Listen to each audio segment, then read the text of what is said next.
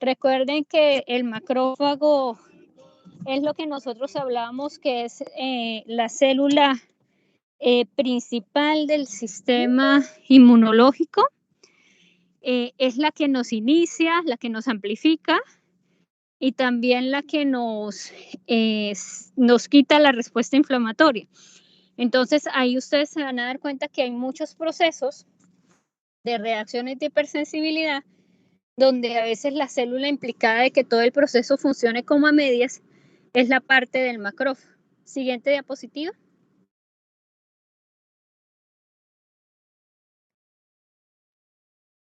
Los linfocitos NK, que ustedes recuerdan que los linfocitos NK, al igual que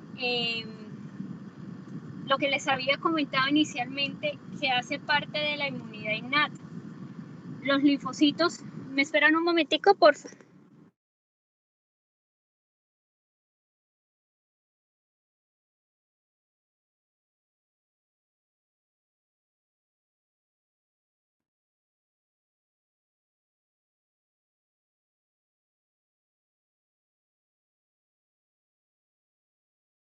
Qué pena, chicos. Bueno, los linfocitos NK recuerden que hacen parte de la inmunidad innata.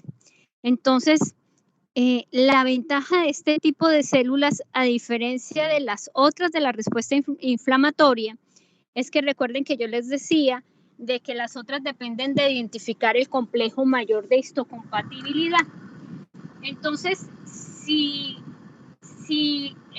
la célula o sea, si la célula, el linfocito, macrófago, neutrófilo no lo identifica, no me desencadena la respuesta inflamatoria. En cambio, la respuesta del NK es mucho más específica, pues entre comillas más específica en el sentido de que no necesita tanta parlamentaria para poder activarse. Necesita el receptor, ¿se acuerda cuando veíamos en el primer capítulo el de la fosfatidilcerina, que es el receptor de la muerte, para hacer todo el proceso en la parte de reconocimiento y muerte celular? Recuerden que este reconocimiento y muerte celular, además de depender de la parte de reconocer, de identificar, esta me va a destruir tanto las células que tienen microorganismos intracelulares como aquellas células que tienen mutaciones o alteraciones en su material genético. Por eso una de las cosas que se han descubierto o que han definido, o sea, que se ha encontrado.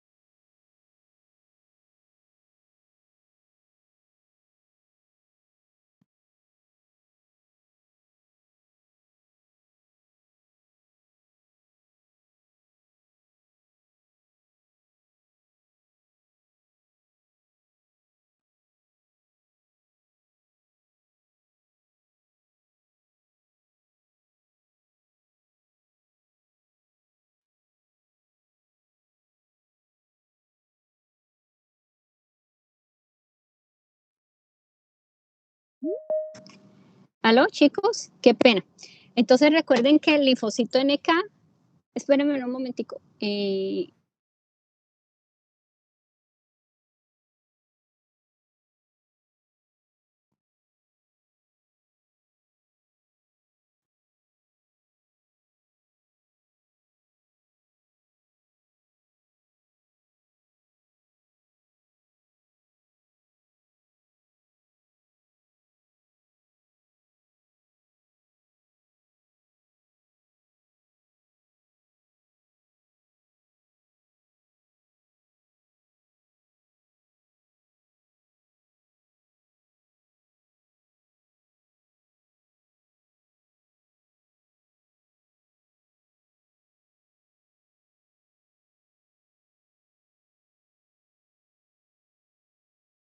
Entonces, chicos, la respuesta inflamatoria, como tiene afinidad estas células por los linfocitos NK, que son él reconoce o identifica lo que son las células que tienen mutaciones, quiero ir para allá, que tienen mutaciones, entonces prácticamente estas son las células que destruyen las células que tienen daño de material genético. Recuerden que cuando inicia el proceso de apoptosis o el proceso de necrosis, se supone que yo activo el receptor de la muerte.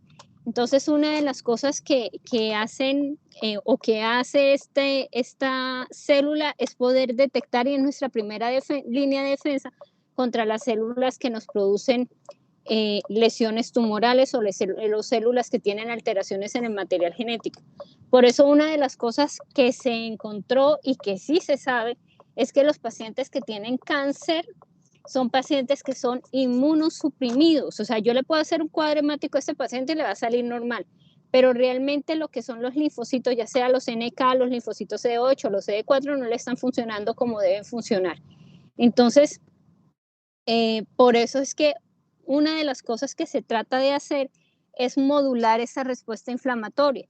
Por lo menos el estrés disminuye el funcionamiento normal de las células. Entonces, es bastante complicado el manejo de estos pacientes porque darle una noticia a un paciente de que tiene cáncer, darle una noticia a un paciente de que inicia quimioterapia o que el paciente no se alimente bien, recuerden que todos esos factores inducen que yo tenga inmunosupresión.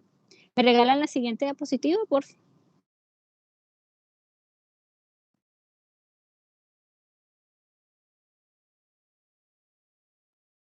Si quieren, pasa la siguiente. La siguiente, por favor. Recuerden que nosotros hablábamos y yo les comentaba que nosotros tenemos tejidos linfoides. Entonces está el ganglio linfático. En el ganglio linfático nosotros tenemos tanto linfocitos B como linfocitos T.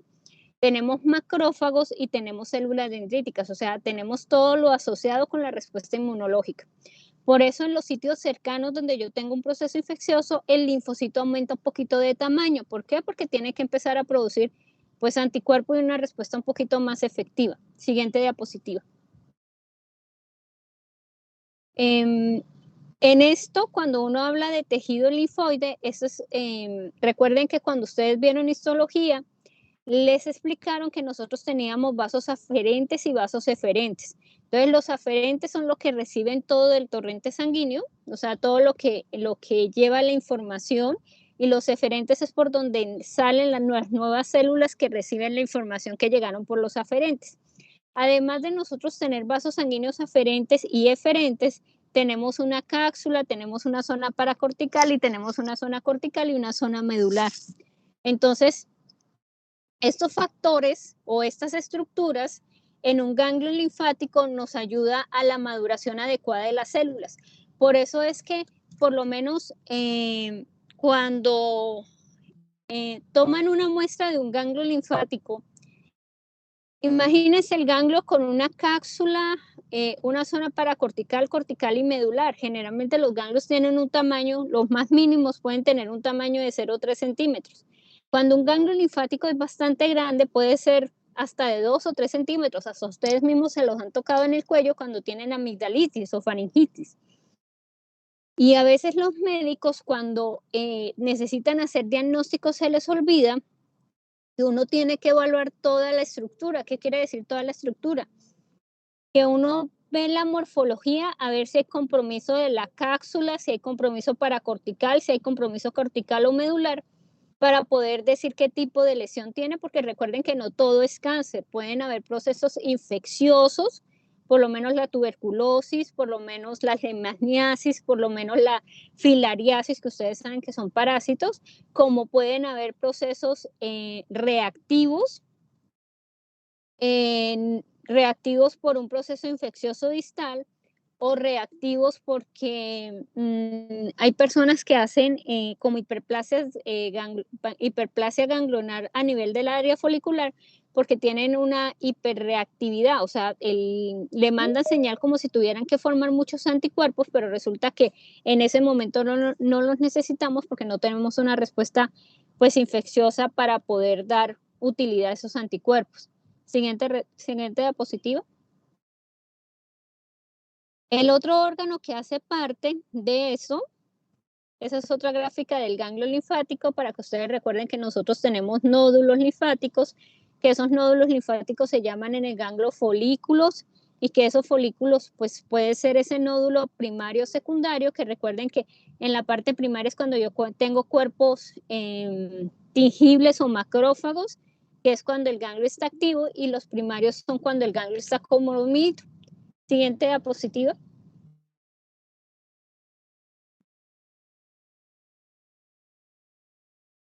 Una de las cosas, antes de que se me olvide, los vasos linfáticos, por su estructura, como son capilares y son bastante delgados.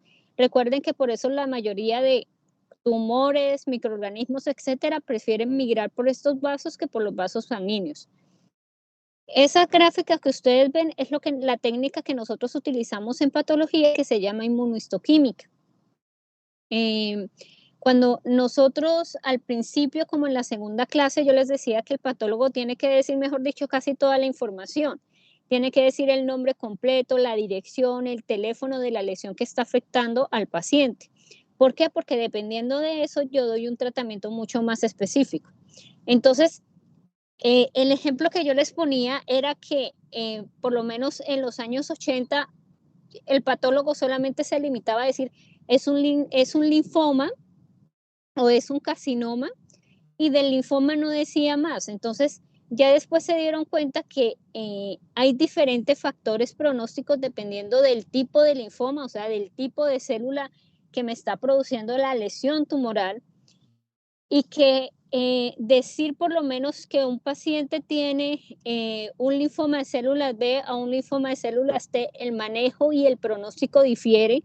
Es lo mismo por lo menos decir que un paciente tiene una inflamación crónica granulomatosa, pero es diferente yo decir que es por un cuerpo extraño a que es por tuberculosis, porque recuerden que el cuerpo extraño pues realmente no genera granulomas, pero no genera una respuesta sistémica bastante marcada. En cambio, con respecto a la tuberculosis, puede generar una afección de todos los órganos donde el paciente se me puede morir. Entonces, uno siempre en patología utiliza técnicas accesorias para poder ampliar el diagnóstico. Y a veces los clínicos, que a veces son ustedes, se les olvida de que hay que autorizarlas y que hay que realizarlas, porque a simple ojo, o sea, con la coloración de hematoxilina eosina, nosotros no podemos hacer un diagnóstico tan asertivo, por lo menos. A veces hay células tan feas que uno piensa que es un carcinoma, y cuando uno le hace la inmuno encuentra que es un linfoma y que no era un carcinoma. Y a veces cuando uno hace la inmuno, no es una célula epitelial, sino es una célula neuroendocrina. Entonces ahí se ven las diferencias en cuanto a la parte de diagnóstico. Siguiente diapositiva.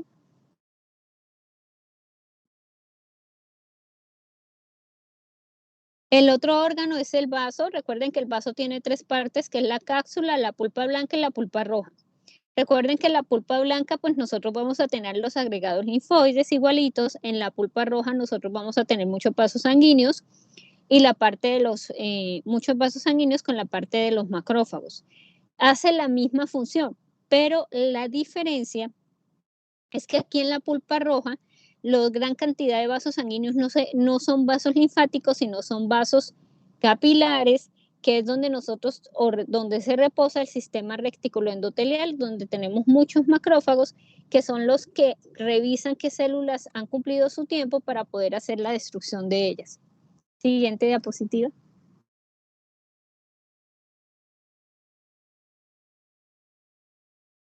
Y eso para que recuerden que en todos los tejidos tenemos linfocitos pegaditos. ¿Por qué tenemos esos linfocitos pegaditos? Porque es el que nos ayuda a dar una respuesta rápida. Tener un ganglio linfático, yo les hago el ejemplo como muy largo, es como por lo menos que nosotros no tuviéramos policía en Cúcuta, sino que la policía la tuviéramos en Bucaramanga. Entonces, cuando ocurre un evento, es llamar a la policía de Bucaramanga para que llegue a Cúcuta con esa carretera que tenemos llena de trancones, pues la policía va a llegar supremamente tarde. En cambio, cuando tenemos la policía en Cúcuta, la respuesta va a ser mucho más rápida que si estuviera en otro sitio. Entonces, esa es la ventaja de tener tejido linfoide asociado a mucosas. Recuerden que ese tejido linfoide asociado a mucosas se conforma igualito de linfocitos T, de linfocitos B, se conforma de células dendríticas que están metidas en el epitelio y de macrófagos. Hay unos sitios que tienen mucho más tejido linfoide asociado a mucosa, que ustedes la vez pasada me decían, que son el intestino delgado, el apéndice secal, que son los dos sitios que están más asociados, pero también lo tenemos en lo que son las amígdalas, también lo tenemos en la parte de las amígdalas adenoides, que son los que se ven como más floridos, los sitios donde se ven más floridos o con agregados linfoides. Pero en todas las mucosas y en todos los tejidos tenemos tejido linfoide asociado a mucosas. Si en un tejido que tengo linfocitos, por lo menos en una mucosa gástrica, yo empiezo a ver agregados linfoides, recuerden que el agregado linfoide normalmente yo lo debo ver es en el ilio, no lo debo ver en una mucosa gástrica. En una mucosa gástrica yo debo ver el linfocito suelto. Si yo lo empiezo a ver como agregado, nosotros ya ahí estamos diciendo que puede ser que el señor tenga una hiperplasia folicular, o sea, porque está formando folículos en esa mucosa y lo puede hacer por lo menos una infección por Helicobacter pylori, que recuerden que ese es el productor de la gastritis, o puede ser que el paciente está haciendo un linfoma. Entonces, uno por eso revisa las biopsias y por eso es que yo les decía que uno necesita obligatoriamente saber la histología, porque sí, a pesar de que por lo menos ese sea un agregado linfoide en mucosa gástrica, puede ser algo pues bueno, reactivo, o puede ser algo malo, pero si yo no tengo el conocimiento de que en esa mucosa gástrica no lo hay, pues no lo puedo diagnosticar. Si yo veo un agregado linfoide en el ilio, ¿será normal o es anormal? Un agregado linfoide en la mucosa del ilio, ¿es normal o es anormal?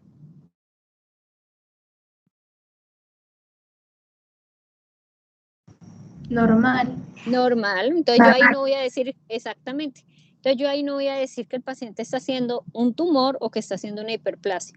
Pero cuando yo empiezo a ver muchos más agregados, yo ya me puedo ubicar. ¿Pero de qué dependo? De que, pues de que nosotros demos o que sepamos cuál es la histología normal del tejido. Siguiente diapositiva.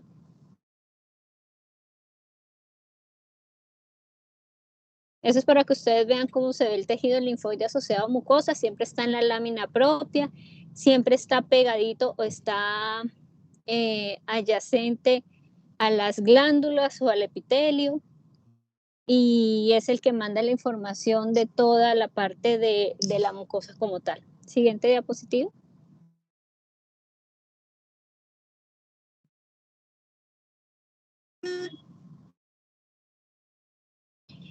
Eso es para que ustedes, que ya lo vimos en la gráfica anterior, lo de los vasos aferentes y eferentes, cómo ocurre la amplificación. Nosotros en las mucosas tenemos células que liberan sustancias, que ya lo vimos en la inflamación, y que esas sustancias me activan células en el torrente sanguíneo, y que las mismas células inflamatorias como los macrófagos son los que llegan al ganglio linfático por los vasos aferentes para mandar la información, madurar y luego salir por los vasos eferentes.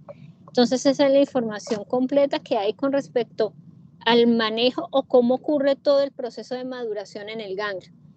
Acuérdense que el linfocito B madura célula plasmática, el linfocito T sí madura a ser el mismo linfocito T de acuerdo a lo que yo necesite, si es citotóxico o si es ayudador, y que el macrófago pues es la que tiene la facilidad de pasar de un lado a otro, tanto de linfático a vascular, de tejido a vascular o linfático, de acuerdo a lo que ustedes quieran ponerle. Siguiente diapositiva. Profe, una pregunta.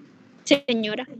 Profe, cuando sucede la maduración de los linfocitos T, digamos, puede convertirse a CD4 o a CD8 dependiendo de las citoquinas, lo que hay alrededor. Sí, Ellos señora. son originalmente CD4 y luego se convierten a T-helper o CD8 y luego se vuelven natural killers. Generalmente el linfocito, o sea, cuando hay el proceso de maduración, ellos tienen todos los receptores en su superficie. Entonces es como, a ver, te lo facilito un poquito, es como las neuronas en sistema nervioso central. Nosotros tenemos varias neuronas, pero las neuronas a medida que van migrando y donde se vayan quedando, ellas van tomando como su especialidad y van ganando unos receptores de acuerdo a la maduración. Lo mismo pasa aquí con los linfocitos.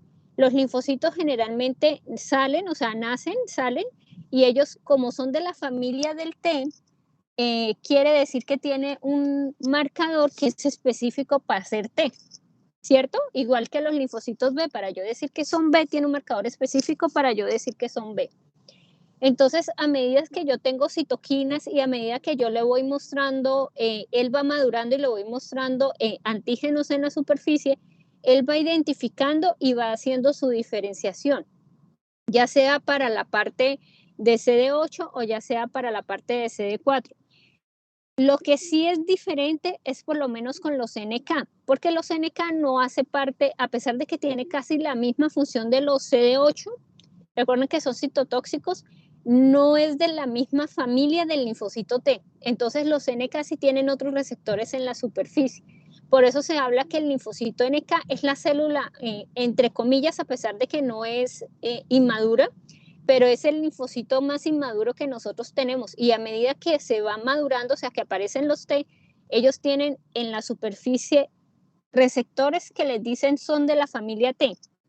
Pero resulta que esa familia T tiene sus familias. Es por lo menos tu abuelo y tu abuela. Ellos tienen su apellido.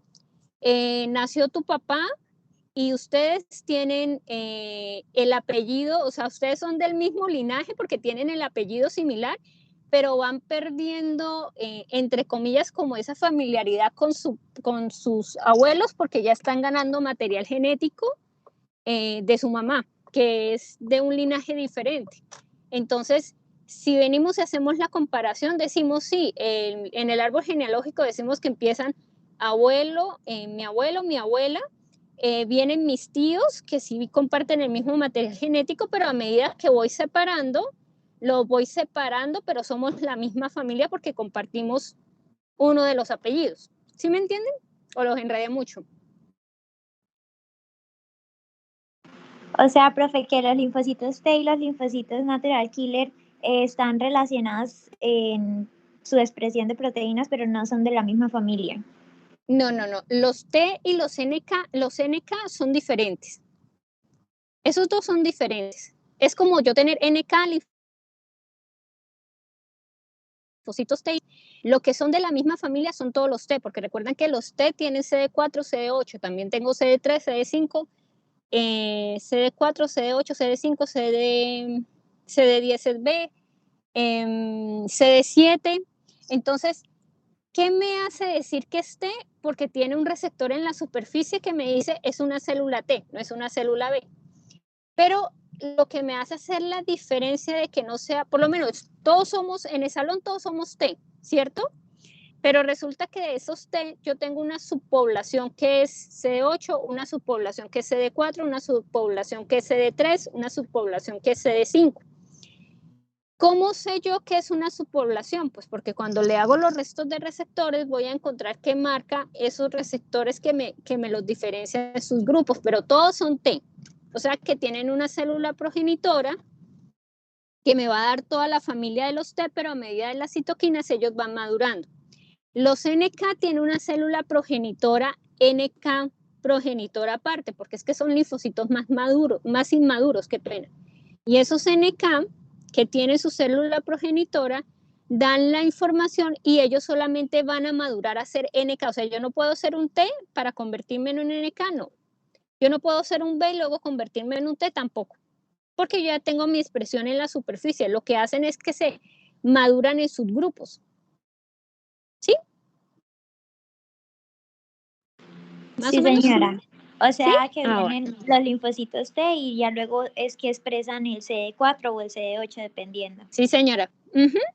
Y los B, generalmente ellos son también inmaduros, pero es que los B es un grupo mucho más grande. Los B uno los habla es por unos receptores que ellos expresan como el TDT, como el PAX, que son de linfocitos prolinfocitos B. Entonces, eso es lo que uno habla de inmadurez o de madurez, pero eso ustedes no lo van a ver porque eso sí ya es un poquito más especializado. Y los NK sí es por aparte. Me regalan bueno, ahí ya empezamos, esperan un momentico que voy a salir del carro y ya seguimos.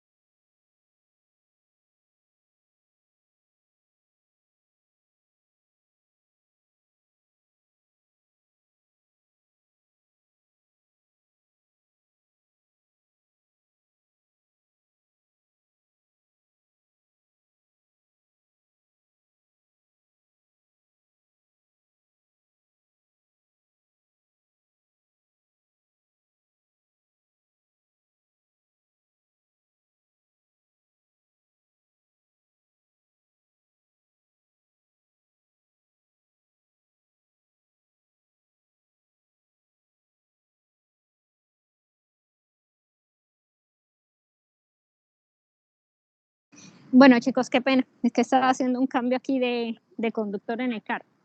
Bueno, entonces, una de las cosas que es el proceso de maduración, que era lo que yo les comentaba que se hace en el timo, que es cuando le muestran antígenos al linfocito en la superficie, eso también influye unos receptores o unos antígenos que nosotros tenemos, que se llama el complejo mayor de histocompatibilidad. ¿Ustedes qué creen que sirve el complejo mayor de histocompatibilidad o para qué sirve?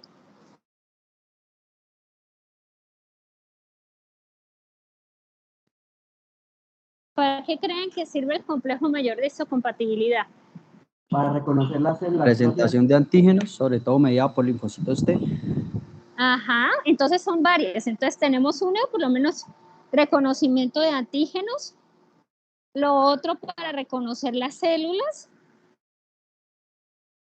Y en ese reconocimiento y tanto de reconocer lo propio como reconocerlo, o sea,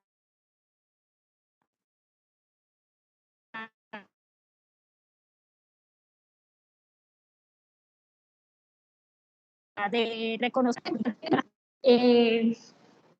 ya por lo menos en la clínica Duarte empezaron, ya tienen el programa de trasplante, pero si ustedes rotan en Bogotá o en Bucaramanga o en Medellín, son sitios donde el trasplante ya lleva mucho tiempo y cuando uno empieza por lo menos a rotar por nefrología, uno tiene pacientes que tienen trasplante renal o que tienen otro tipo de trasplante de órganos, y ahí ustedes se van a dar la importancia del complejo mayor de histocompatibilidad. Entonces, recuerden que es lo fundamental para el reconocimiento de antígenos. Y una de las cosas que tratan de hacer los microorganismos que no han logrado hacerlo parcialmente, digo parcialmente ¿por qué? Porque han encontrado otras técnicas de hacerlo, otras formas de hacerlo, es que tratan de simular como el complejo para que nuestro sistema inmunológico no lo lleguen, ay, estoy subiendo escaleras y ya me ahogué, no lo lleguen a identificar como anómalo. Entonces, una de las cosas, por lo menos si yo necesito hacer un trasplante de un órgano, yo necesito que esa parte del complejo mayor de histocompatibilidad sea lo más parecido a la persona que me va a recibir ese órgano. Por eso ustedes a veces han escuchado, no sé si han escuchado lo que se llama la lista de espera, y además de la lista de espera, el estudio de similitud que uno hace para hacer un trasplante. No sé si ustedes han escuchado algo de sus compañeros o en la televisión. Más o menos, o no más o menos. Porque en este tema hay muchos tabús, por lo menos. ¿Ustedes creen que yo pueda sacar, por lo menos yo que hago necropsias, ¿será que yo puedo sacar un hígado de una persona que lleva 12 horas muertas y hacer trasplante? ¿Será que lo puedo hacer o no lo puedo hacer? Eso requiere periodos de congelación y de preservación, entonces eso no es así como tan a la ligera.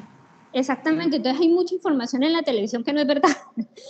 O sea, de que sacan los muertos los sacan y les quitan los órganos, no. Sí se hace con las córneas sí, porque recuerden que las córneas son un poquito más avasculares y el tejido aguanta, pero no más de 12 horas.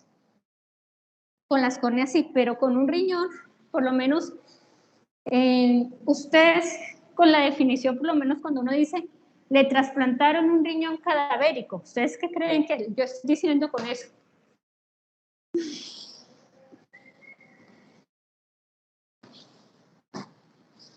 ¿Qué creen ustedes? ¿Que le trasplantaron un riñón de una persona muerta? ¿O cómo definen ustedes la parte de muerte en una persona? Más o menos. Esas dos cosas.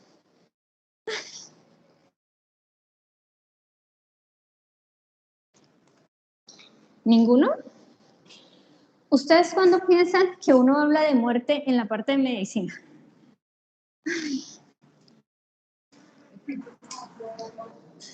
¿Me regalas un permiso? Gracias. Cuando hay pérdida de los signos vitales, profe. Sí, pero resulta que esa es una muerte, esa es la muerte que nosotros documentamos en urgencias. Pero nosotros tenemos otro tipo de muerte que se llama la muerte encefálica. ¿Qué quiere decir la muerte encefálica? ¿Ustedes qué piensan que uno dice con muerte encefálica? ¿Qué quiere decir? Buenas. ¿Cómo están? Buenas. Ausencia de actividad cerebral. Ausencia de actividad cerebral, pero si yo tengo ausencia de actividad cerebral, joven, si yo tengo ausencia de actividad cerebral, ¿qué me funcionaría y qué no me funcionaría? Diego.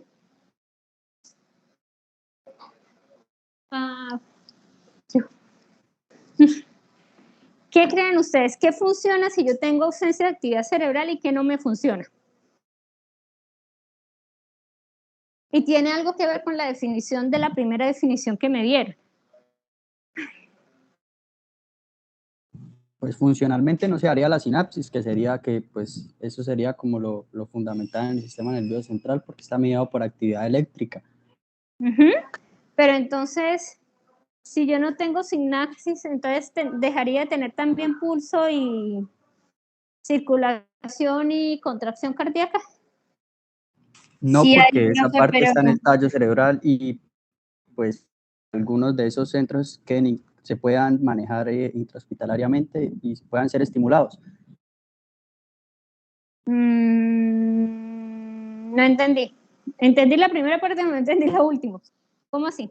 Espérame. O sea, profe, el centro respiratorio y las vías ascendentes y descendentes que también comunican en el bulbo raquídeo, en el tallo cerebral, esas vías, como si no hay actividad de la corteza como tal de la sinapsis, en lo que estábamos diciendo, estas partes sí pueden quedar intactas, como usted me decía. ¿Qué puede quedar funcionando? Eso puede quedar funcionando y eso se puede manejar.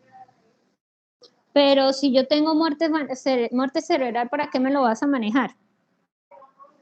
Para mantener órganos viables. Sí, pero va a llegar un momento de qué.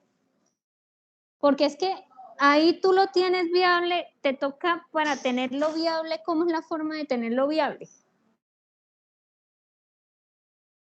¿O qué requerirías tú para poderlo tener viable? ¿No puedo tener acostado en una cama solo y esperar o tengo que ponerle soporte? Sí, tendría que tener soporte mecánico, ventilación, de pronto oxigenación extracorpórea, quizás.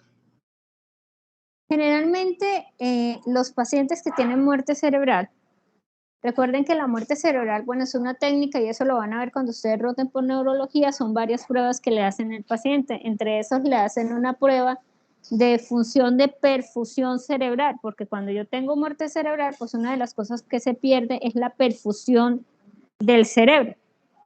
El cerebro no tiene adecuada perfusión y las neuronas empiezan a morir.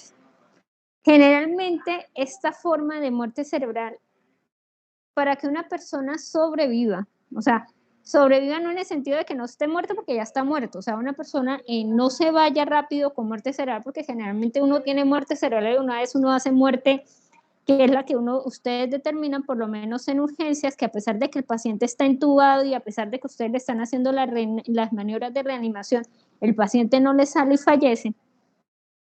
Generalmente esos pacientes deben tener unas condiciones a veces asociadas. Por lo menos es más común en pacientes jóvenes que en pacientes viejos. ¿Y por qué es más común en pacientes jóvenes que el paciente me haga muerte cerebral y corazón y pulmón y el resto de los órganos me sigan funcionando? Porque no tienen unas comorbilidades que hacen que el órgano se dañe más rápido. Eso depende del, ya después cuando dicen, por lo menos también hacen pruebas, una de las pruebas que hacen ellos es la prueba de apnea, que es que le quitan, por lo menos si yo estoy vivo, estoy con el respirador, me quitan el respirador, así sea el daño pulmonar bastante grave, entre comillas, pero no tengo daño a nivel del sistema nervioso central, tengo el daño porque tengo una neumonía, etcétera. Si me hacen la prueba de apnea, siempre el pulmón trata, a pesar de que está cansado, siempre a pesar de que el diafragma está cansado, tratan de hacer movimientos respiratorios para arrancar la respiración. En cambio, en estos pacientes, cuando le hacen el periodo de apnea, el paciente se queda en apnea, o sea, el paciente empieza a desaturar, empieza a hacer acidosis respiratoria y si sigue así el paciente se va a morir. Entonces, por eso es que los pacientes que tienen muerte cerebral, si yo quiero recuperarle los órganos, tengo que obligatoriamente tenerlos, pues primero hacer todas las pruebas, eso lo hace el neurólogo y hace como unos 3 días de prueba más o menos, y tengo que darle soporte. El hecho de que yo le dé soporte no quiere decir que el paciente me vaya a vivir vivo, o sea, que vaya a durar, porque no está vivo, que vaya a durar pegado al soporte el resto de su vida. Generalmente los pacientes con muerte cerebral lentamente, a pesar de que estén pegados a un soporte, se van apagando. Entonces, si yo necesito los órganos, necesito sacarlos lo más rápidamente posible, porque todo el proceso de intercambio gaseoso, etcétera, no se va a hacer de la mejor forma. Cuando ya se saca el órgano, ya después de haber diagnosticado muerte cerebral, haber ampliado toda la red, haber definido por dónde van, resulta que antes de sacar el órgano y antes de hacer todo esto, nosotros tenemos una lista de espera. En Colombia es uno de los países, pues a pesar de que tenemos un concepto de donación, la donación de órganos no es tan común en Colombia. Hay países que tienen mayor, por lo menos, nosotros a nivel internacional sí ganamos en donación de córneas. ¿Pero por qué? Porque es que en medicina legal, hace mucho tiempo, en el año de Barco, de Virgilio Barco sacó un decreto. ¿Y el decreto en qué consiste? En las ciudades como Bogotá, Medellín y Cali, todos los cuerpos que ingresan que tienen menos de 6 horas de muerto, que tienen 6 horas de muerto, les hacen las pruebas y a ellos les sacan las córneas. Si la familia llega y hace objeción de conciencia, pues no se le sacan, pero generalmente como la familia se entera tardíamente, ya cuando se hace el proceso, ya se sacó las córneas, y eso porque hay una ley donde dice que si no hay una objeción de conciencia de no hacer donación de córneas, todos los cuerpos que ingresan a medicina legal se extraen las córneas. Lastimosamente aquí en Cúcuta eso no lo hacemos porque no hay un grupo de donadores de córnea. Tiene que haber una persona que cuando retire los ojitos del cadáver, la parte de las córneas, lo retire y haga el reemplazo de los ojitos. Generalmente se les ponen ojitos al cadáver, unos ojitos de vidrio que ellos tienen, y se recupera el tejido, pero eso no lo tenemos acá. Eso sí lo hay en las sedes más grandes. También se hace de hueso. También nosotros tenemos donación de huesos largos. Entonces, antes de hacer eso y antes de yo entrar a saber yo qué tengo que hacer o recibir algo como receptor de un donante, el paciente ingresa a una lista. La lista tiene una secuencia. Entonces puede ser que yo esté en el 40, pero resulta que tenemos un cuerpo y ese cuerpo me puede dar un riñón. Y les hacen el estudio de compatibilidad a todos y encuentran de que al número 1 de la lista la compatibilidad es del 10%. Y al número 10 de la lista la compatibilidad es del 90%. ¿A quién le vas a poner el riñón? ¿Al número 1 o al número 10? Al número 10, porque si le pone el número 1 va a perder el órgano. Exactamente. Entonces, porque es que a veces la gente dice, es que dio plata. No, es que no tiene nada que ver con plata. Aquí lo que tiene que ver es con la parte de la compatibilidad y de yo poder reaccionar, o sea, que mis células inflamatorias no lo vayan a reconocer como anómalo. Sí, yo se lo puedo poner al número 1, pero el problema del número 1 es que me toca inmunosuprimirlo mucho para que sus células inflamatorias no reconozcan ese riñón como anómalo y me lo dañen. Entonces, ahí ustedes más o menos se dan cuenta cómo funciona esta parte de la parte de donación, a pesar de que eso es una cosa mucho más grande de lo que yo les estoy contando, como lo de encimita, pero ya cuando ustedes empiezan a rotar, por lo menos por nefrología, etcétera, se van a dar cuenta que hay pacientes que entran, por lo menos, les donan un riñón, el riñón duró 6 meses, a los 6 meses pierden el riñón y vuelven otra vez a entrar a la lista, y a veces la pérdida del riñón se da por la parte de la respuesta inmunológica. Entonces recuerden que el complejo mayor de histocompatibilidad son fundamentales para el reconocimiento de antígenos. Estos son responsables del rechazo de los órganos trasplantados, pero no solamente responsable del rechazo de los órganos trasplantados, también es responsable de las reacciones cruzadas, y esas reacciones cruzadas a veces ocurren con microorganismos que tienen segmentos muy parecidos al complejo mayor de histocompatibilidad de nosotros. Recuerden que ese complejo mayor de histocompatibilidad, pues, ¿cuál es la idea? La idea es que nos ayuda a la presentación, al reconocimiento y a la amplificación de la respuesta inflamatoria. Y todo eso se da con la parte del linfocito T, principalmente los CD4 y también los linfocitos T, CD8, que son los citotóxicos, o sea, con los dos tipos de linfocitos T. Siguiente diapositiva.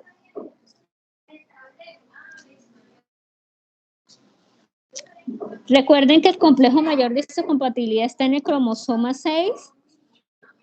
Nosotros heredamos un segmento del papá y un segmento de mi mamá. Por eso es que, por lo menos entre hermanos, el complejo mayor de histocompatibilidad puede ser muy variado.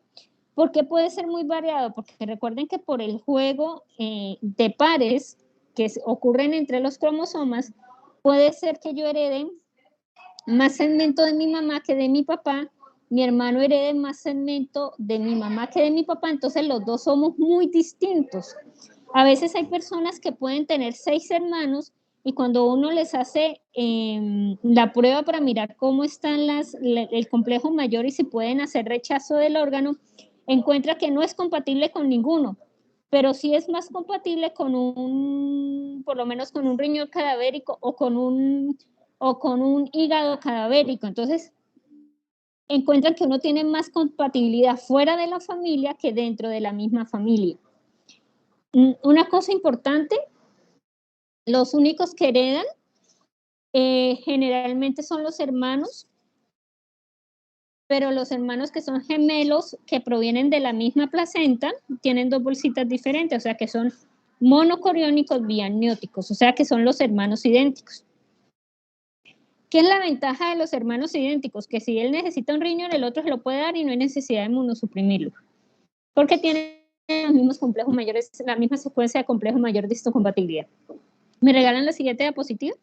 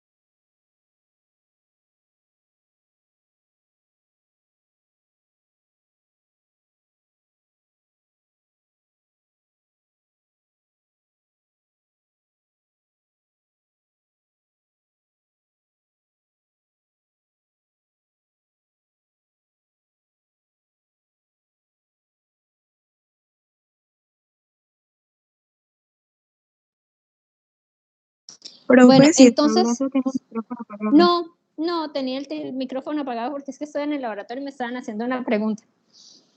Entonces, señorita,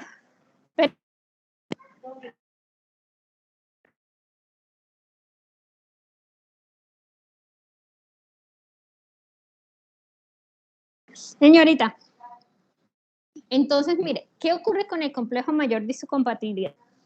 Este tema, para lo que les interese, es muy bonito, sobre todo la parte de trasplante, la parte de inmunosupresión. Generalmente, la mayoría de los pacientes que ingresan por lo menos si les donan un órgano, si yo les digo que por lo menos yo voy a recibir un órgano donde la compatibilidad es del 80%, ¿qué quiere decir? Tengo compatibilidad del 80%, ¿qué quiere decir eso? ¿Tengo algún porcentaje de hacer rechazo? 20%. El 20%. Como tengo un porcentaje de hacer rechazo, ¿qué les toca a ustedes hacer para que yo no lo rechace? Inmunosuprimir al paciente. Pero tenemos un problema. Si ustedes lo inmunosuprimen, tienen riesgo del que el paciente haga ¿qué cosa? ¿Qué puede hacer el paciente si usted me inmunosuprime? Infecciones. Infecciones. Y una de las infecciones que están asociadas a trasplantes son las infecciones virales, principalmente por citomegalovirus. El citomegalovirus en las infecciones por trasplante o en los pacientes que reciben donación, etcétera, les gustan mucho los vasos sanguíneos, entonces me hace una respuesta inflamatoria severa en los vasos sanguíneos. Si usted me inmunosuprime y detectan que yo tengo infección por citomegalovirus, ¿qué les toca hacer? Recuerden que el virus es intracelular, ¿no? ¿Qué te tocaría hacer o qué células tú necesitas para poder atacar ese citomegalovirus que está infectando a mis células endoteliales del órgano, en este caso en el riñón, que usted me pusiera en el riñón? Linfocitos T. Pero tú me estás inmunosuprimiendo, entonces, ¿qué te toca hacer? Quitar la inmunosupresión. Quitarme la inmunosupresión. Tú me quitas la inmunosupresión y las células empiezan a atacar a las células que están infectadas por citomegalovirus. Pero tengo riesgo de ¿qué? De rechazar el Exactamente, empieza a atacarme también las células del trasplante. ¿Sigue cómo juega uno? A los trasplantes les toca muy duro. Yo me acuerdo cuando yo rotaba en Barranquilla, yo roté en el Seguro Social, que era muy grande. Yo me acuerdo mi profe, mi nefrólogo, el profe mío, y cuando llegaba los pacientes que tenían eso, ese señor se rascaba la cabeza y decía, ¿yo qué hago? Si le quito la inmunosupresión, voy a ayudar para que el organismo arranque y el mismo organismo me ayude con el antiviral a atacar el virus. Pero si le quito, entonces las mismas células inflamatorias me van a atacar el riñón y el paciente me pierde el riñón. ¿Qué hacen ustedes? ¿Hacen eso o lo siguen inmunosuprimiendo? ¿Qué opción tienen? Creo que no tiene otro riñón. No, porque ya estaba trasplantado. Si estoy trasplantado es que no tengo ninguno, uno el que me pusieron. No tengo más riñones, paso para diálisis, si usted me quita. O estaba en diálisis cuando tú me pusiste el riñón. Pero la infección le estaba amenazando la vida. Las infecciones virales por citomegalovirus, si estoy inmunosuprimida, me puede afectar otros órganos, volverse una infección sistémica. Por ahí ya le soplé. Si no le quito la inmunosupresión, ¿qué puede hacer él? Rechazar. No, porque lo tengo inmunosuprimido. Un shock. No se lo ha quitado. Okay, un shock. Un shock séptico. Puede hacer un shock séptico, pero recuerden que el shock séptico es más voluntario, es que uno lo ve más con bacterias. Los virus lo que hacen... Yo pensé que el shock séptico solo se daba con bacterias. Sí, con bacterias, pero resulta que estos pacientes que tienen citomegalovirus, si yo no le quito la inmunosupresión, hacen una infección sistémica. No se llama choque séptico, pero sí se llama citomegalovirus sistémico. Entonces me puede hacer una meningitis por citomegalovirus. Y eso que tiene la infección abajo en el riñón. Y recuerden que yo les decía que el virus tiene afinidad por las células endoteliales. Entonces es más fácil que viaje, que exploten las partículas. Recuerden que utilizan la maquinaria de la célula endotelial. Ya cuando tiene los viriones se rompe esa célula endotelial y esos viriones viajan. ¿Será que es más fácil que me afecte lo que es hígado, sistema nervioso central? Le gusta mucho también pulmón. Entonces me hace una infección sistémica. Y si me hace la infección sistémica, ¿será que el paciente se me puede morir? No está haciendo un choque séptico, pero sí me está haciendo una infección sistémica. Profe, tal vez de la meningitis. Exactamente, pero todas, o sea, es igual de grave porque recuerden que una infección por lo menos hepática o un proceso inflamatorio hepático me entra en falla hepática. Entonces, ahí es donde ustedes empiezan a mirar y empiezan como médicos a ver, o sea, yo no puedo, y eso siempre acuérdense, por favor, cuando tengan a un paciente, cuando estén en semiología, yo no puedo separar al paciente. Casi siempre las afecciones siempre se comunican por algo. Por lo menos, estos pacientes, para que ustedes se den cuenta que está haciendo algo o un problema renal, es porque la función renal se altera. Entonces, si el paciente tiene una infección, esa función renal se altera porque el riñón empieza a inflamarse. Sea muy poquito o sea mucho, porque está rechazando el trasplante, o muy poquito, pero mi célula endotelial se está dañando porque estoy llena de viriones, esa prueba de función renal alterada hace de que si yo no actúo, voy a rechazar completamente el órgano. Y si yo no actúo tratando de mejorarle la respuesta inflamatoria al paciente, el paciente me puede hacer una infección sistémica y el paciente generalmente puede fallecer. La gran mayoría de los pacientes que son trasplantados tienen mayor afinidad de infecciones por virus más que por parásitos y bacterias. Entonces, para poder identificar las células que están afectadas, pues nosotros tenemos en nuestras células lo que es el complejo mayor de histocompatibilidad de la clase 1 y el complejo mayor de histocompatibilidad de la clase 2. Entonces recuerden que estas van a estar en todas las células nucleadas y plaquetas. ¿Por qué les pongo plaquetas al ladito? Porque es que cualquiera me puede decir, pero doctora, las plaquetas son anucleadas. Sí, pero es que cuando ellas son anucleadas cuando ya salen maduritas hacia el torrente sanguíneo, pero mientras ellas toman la maduración, son células que son nucleadas y por ende van a tener el complejo mayor de histocompatibilidad en la superficie. Este receptor tiene unos heterodímeros, unas cadenas, unos dominios, y generalmente yo puedo tener variaciones de los péptidos. Hay un segmento, si ustedes recuerdan, por lo menos como en el receptor del linfocito.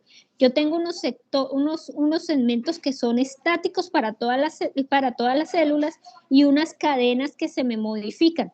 Y esas cadenas que se modifican es lo que le dan la variabilidad a ese complejo mayor de histocompatibilidad. Siguiente diapositiva.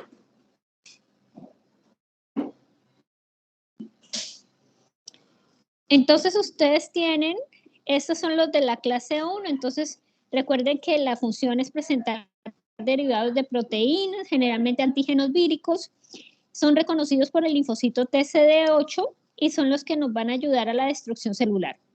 Entonces, el linfocito TCD8 me va a reconocer el complejo mayor de histocompatibilidad que está presente en todas las células nucleares. Mientras lo reconozca, él sabe que es propio, si no lo reconoce es anómalo y empieza a destruirlo. Hay una cosa también asociada. El linfocito CD8, a pesar de depender mucho del complejo mayor de histocompatibilidad, también se activa por acción de la fosfatidilcerina. Porque recuerden que cuando la célula se le incorpora el material genético del virión o la contaminan, la fosfatidilcerina se activa y va a activar el receptor de la muerte. Entonces, esos dos receptores, tanto el complejo mayor como la fosfatidilcerina, me van a ayudar a que el linfocito sepa que la célula está contaminada e inducir el proceso de destrucción intranuclear. Siguiente diapositiva.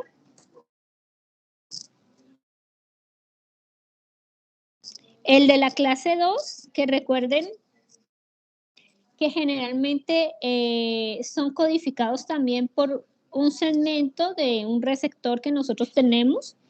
Tiene unas subregiones, tiene unos heterodímeros de cadena I alfa y beta. Y recuerden que igualito presenta antígenos que son interiorizados hacia el interior de las vesículas y que producen microorganismos extracelulares, generalmente proteínas solubles que son reconocidas por el CD4. Entonces, si ustedes se ponen a mirar, entonces ustedes tienen, de acuerdo a esto, es que el CD8 reconoce todo complejo mayor de histocompatibilidad tipo 1 que están en todas las células nucleares. O sea que tiene un margen amplio de acción. En cambio, el complejo mayor de histocompatibilidad tipo 2 va a estar en la superficie de las células presentadoras de antígenos. ¿Y cuál es la célula que es presentadora de antígenos al linfocito CD4?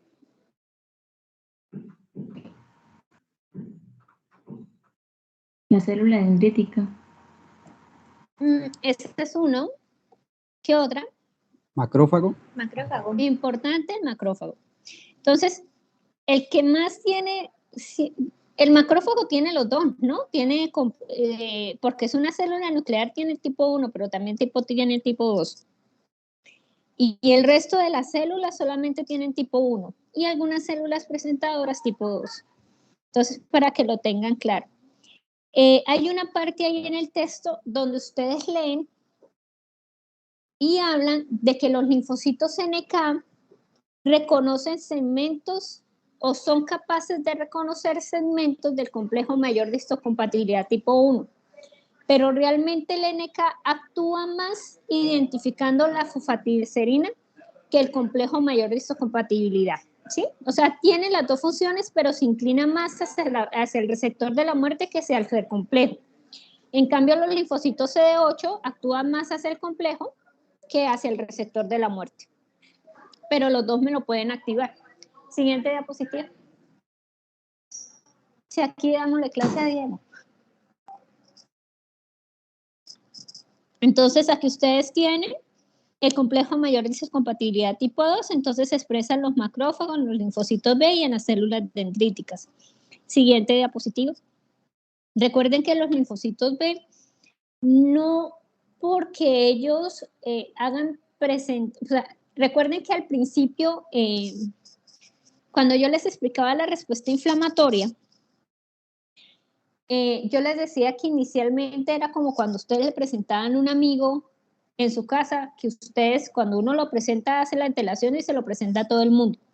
Pero ya después, uno, a medida que lo van conociendo, uno va entrando como más fácilmente. Lo mismo pasa en la respuesta inmunológica. Al principio yo necesito de una célula presentadora, de un linfocito CD4 para que me active al linfocito B. Así puede ocurrir la segunda exposición. Pero ya en la tercera exposición yo me voy a evitar el paso de tener una célula presentadora de un linfocito TCD4 y ya mi célula B, cuando entra en contacto con ese segmento del antígeno que identifica, puede empezar la maduración normal. ¿Cómo hace? Porque identifica la parte del complejo mayor de histocompatibilidad tipo 2. Siempre el complejo mayor de histocompatibilidad de tipo, en general, recuerden que uno hereda uno de cada progenitor, tiene polimorfismo. ¿Recuerdan cuál es la definición de polimorfismo? Es una variabilidad genética. Varias formas de expresarse. Por cambio de segmentos de algunos aminoácidos, pero que no modifica su función. Pero ¿qué me hace diferente uno del otro? Por eso es que a veces nosotros entre hermanos somos más diferentes que afuera, ¿no? Por lo menos, precisamente estaba yo hablando porque querían hacer una identificación por ADN mitocondrial. ¿Quién da el ADN mitocondrial? La mamá. La mamá. Pero resulta que el ADN mitocondrial es poblacional. ¿Qué quiere decir poblacional? Yo lo heredo de la mamá, pero también me indica algo poblacional. ¿Qué quiere decir poblacional para ustedes? Que también puede dar señales sobre a qué lugar podemos pertenecer, a qué grupo. Exactamente. Pertenecemos. Entonces, por lo menos, yo tengo, es que me pasó con digamos un caso los europeos y nosotros. Ajá. Puede ser un O ejemplo. por lo menos los indígenas. Para yo decir si son, nosotros somos que somos Cúcuta, Estoche, en Tibú hay otra tribu, bueno, otro grupo. Entonces nosotros, eso es el indicativo de poblacional. Lastimosamente, poblacional no me sirve, ni con el ADN mitocondrial me sirve para identificar una persona. La parte del ADN mitocondrial no me da diferencia. En cambio, el ADN del papá sí me sirve para identificar una persona. Entonces, por eso es que uno utiliza más el ADN del papá que el ADN de la mamá. Uno utiliza el ADN de la mamá, pero si uno tiene el ADN del papá. O sea, uno debe utilizar los dos. Si yo solamente si me dan por escoger, prefiero el del papá que el de la mamá. Porque tengo más variabilidad y puedo evaluar con el de papá no el ADN mitocondrial, sino la otra secuencia de ADN que es la que me permite determinar si una persona es o no es del rango familiar o si es hijo o no es hijo de esa persona. Entonces, nuestro material genético, como viene el cromosoma 6,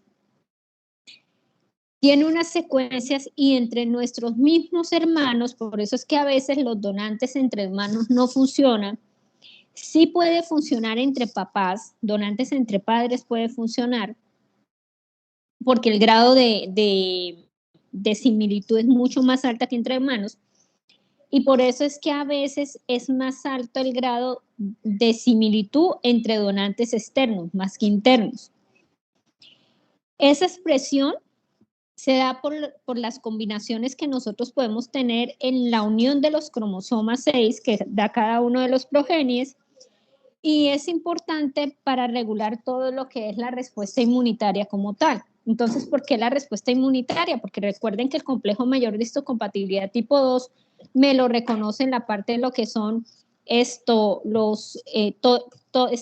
tipo 1 está ubicado en todas las células nucleares, entonces me lo reconoce todo lo que son los linfocitos, los macrófagos, todas las células que intervienen en la presentación y en la destrucción celular, principalmente el linfocito CD8, y los tipo 2, pues que son las partes de presentación y amplificación de la respuesta inflamatoria.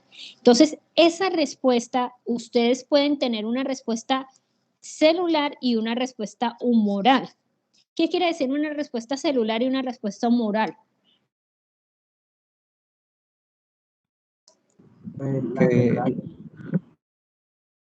Las celulares para cuando las células, como el ejemplo que usted mencionó ahorita, del virus, digamos, cuando hay un trasplante, que en ese momento, pues, la célula la que estaba siendo atacada por el virus. ¿Y cuándo hablo yo de una respuesta humoral? Y antígeno. Cuando es extracelular. Pero cuando ustedes ven y cuando lean en el capítulo van a encontrar una cosa que se llama tipos de rechazo de trasplante. Uno tiene una respuesta hiperaguda, aguda y crónica. Por lo menos hiperaguda, que es que cuando usted está conectando el órgano, una vez se da cuenta que lo rechazó y no se lo puede poner. Aguda, que es cuando viene en la parte de la respuesta que es más rápida. ¿Y cuál respuesta es más rápida, la célula o la humoral?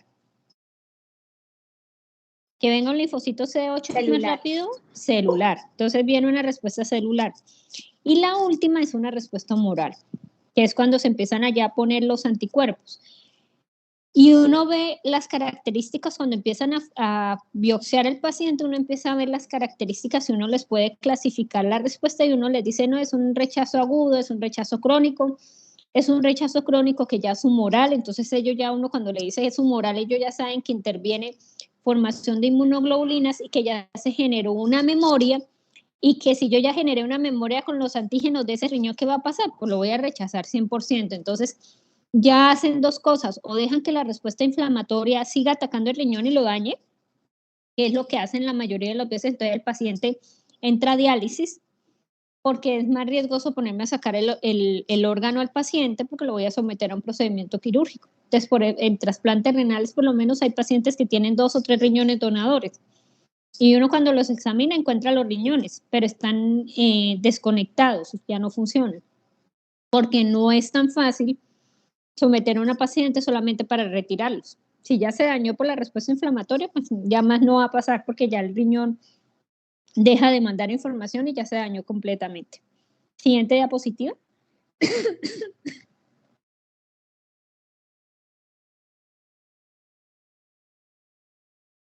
Si quiere, démosle otra más.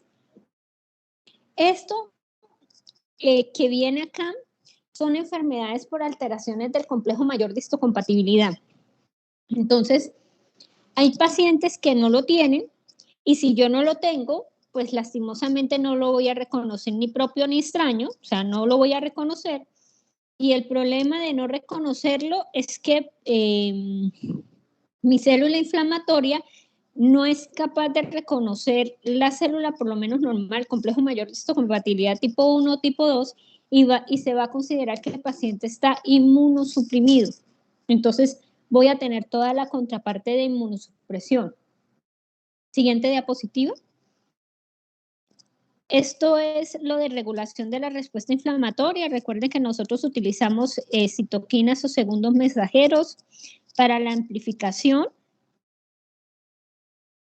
Si puedes pasarla, Samuel.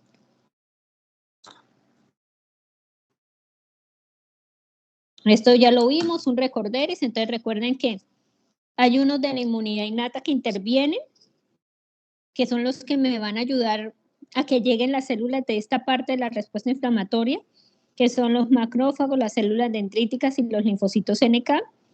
Y estos son el factor de necrosis tumoral, la interleuquina 1, la 2, el interferón, las quimiosinas.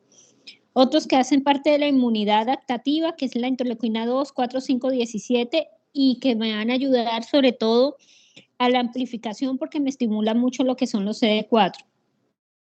Y además de esto, nosotros liberamos factores de crecimiento. Y esos factores de crecimiento están como la eritropoyetina, factor de crecimiento plaquetario, formadores de colonia, porque recuerden que si yo estoy ante una respuesta inflamatoria, tengo que estimular la producción de células inflamatorias que van a ayudar a estimular las colonias que nosotros tenemos, ya sea en el ganglio linfático, ya sea en el vaso, ya sea en la médula ósea, para que salgan esas células y empiecen a hacer todo el proceso de proliferación celular. Siguiente diapositiva.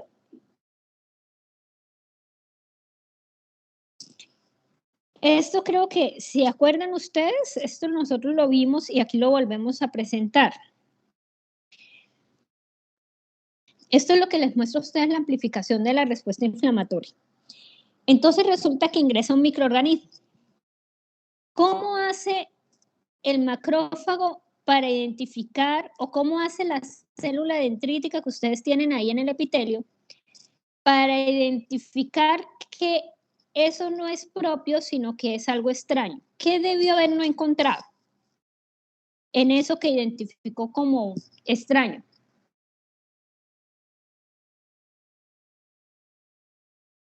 ¿Qué no encontró para yo decir esto es extraño?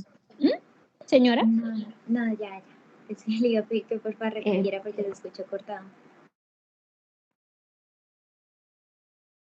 Profe, ¿Señora? ¿Qué hace que mis células se activen o qué hace que ellas identifique algo como propio de lo no extraño? ¿Qué parte o qué cosa no identificó? Los receptores de superficie. Sí, pero va pegadito a algo que estábamos hablando ahorita anteriormente. ¿Qué hace primero para yo Complejo decir mayor esto es propio? de El complejo mayor de histocompatibilidad. Muy bien. Entra lo extraño. Lo primero que hace la célula es poder saber si es propio o es extraño, ¿cierto? Entonces ella le hace un escaneo. La midió por toda la superficie. Y resulta que cuando pasó sus tentaculitos por la superficie, identificó que no tiene ni el complejo mayor de histocompatibilidad tipo 1, ni el complejo mayor de histocompatibilidad tipo 2. Si no lo tiene, la célula dice, esto es extraño, ¿cierto? Y de ahí pasa a identificar, ahora sí lo que me dijo su compañero, los receptores de superficie. Entonces, si es una bacteria, los TOL, si es un virus, algún antígeno de superficie, etc. ¿Qué hace eso cuando yo lo identifico? Pues la célula dendrítica PRU lo detectó, manda la señal. Recuerden que debajo de los epitelios yo tengo tejido linfoide asociado a mucosas. Recuerden que la célula dendrítica no fagocita, pero ella sí me activa macrófagos que están ahí adyacentes, llega al macrófago y lo fagocita. Cuando el macrófago lo fagocita, se baja ahí a la lámina propia. Recuerden que ahí en la lámina propia yo tengo células inflamatorias. Y él se para al lado de un CD4. ¿Qué hace ese CD4? ¿O qué tiene que hacer ese CD4 para decir tengo que hacer tal cosa o tengo que hacer tal cosa? ¿Qué tiene que identificar ese CD4? Reconocerlo. Primero reconocerlo. La Entonces, fracción FC, ¿no? Ajá, entonces, ¿qué segmento tiene que reconocer ese CD4? ¿El FC? ¿La fracción FC? Sí, pero ¿qué complejo mayor de histocompatibilidad tipo 1 o complejo mayor de histocompatibilidad tipo 2? el 2. El 2. El 2. Entonces, él llega, entonces identifica y dice, ay, este es un complejo mayor de histocompatibilidad tipo 2. Entonces, ahí ya él sabe que es algo propio, o sea, que no lo tengo que atacar, pero sabe que está activado, entonces que le va a presentar algo para hacer todo el proceso de amplificación. Entonces el CD4 recibe la señal y empieza a liberar citoquinas e interleuquinas. Y me activa el neutrófilo, me activa al linfocito B que madura célula plasmática y me activa también algunos linfocitos CD8. Ese que entró, pongámosle, bueno, que entró, fragmentó, pongámosle que es una micobacteria en que le gusta estar intracelular. Entonces, como se supone que es una bacteria, él tiene dos comportamientos, la micobacteria, le gusta estar intracelular, pero también está extracelular. Cuando llega el linfocito B, donde está esa micobacteria, porque yo lo amplifiqué y le estoy marcando a él a dónde debe llegar, él pasa un escaneo de esa micobacteria. Es el linfocito B que tiene que identificar para atacarlo o no atacarlo. ¿Qué tiene que detectar primero? Para yo poder decir es propio o es extraño. Que El no linfocito B. tiene las ni la clase 1 Complejo ni mayor. la clase 2. Ni la Ujú. clase 1 ni la clase 2. Y fuera de eso, como si lo tenemos intracelular, acuérdense que me activa el receptor de la muerte. Entonces, si me activa el receptor de la muerte, claro que el linfocito B no tiene nada que ver con receptor de la muerte, pero él sí me marca la célula. Para que me llegue ahí por ahí el NK o me llegue el CD8 y las identifique. Eso me ayuda a él en oxonizar. Y no tanto el linfocito B, la célula plasmática. Si no me llega una célula plasmática, sino que me llega un linfocito CD8, que tiene que identificar ese linfocito CD8 para decir es propio o extraño. También que tenga la clase 1. El tipo 1. Entonces, si detecta que no tiene la clase 1, entonces dice, si no lo tiene, dice extraño y lo ataca. Si lo tiene, entonces analiza la cuestión y dice, muestra a ver qué tengo que hacer. Pero es que como yo soy CD8, se supone que soy citotóxico. O sea que no le voy a dar chance a la célula de que sobreviva. O sea que de todas maneras la célula se va a morir. ¿Y el linfocito NK? El receptor de la muerte. El receptor de la muerte. Pero una parte del texto dice que también identifica complejos mayores de histocompatibilidad, muy parecido al linfocito CD8. Pero el NK funciona 100% con el receptor de la muerte. En cambio, el linfocito CD8, si no tiene, él siempre me va a identificar más el complejo mayor de histocompatibilidad tipo 1. Entonces, ¿qué ocurre?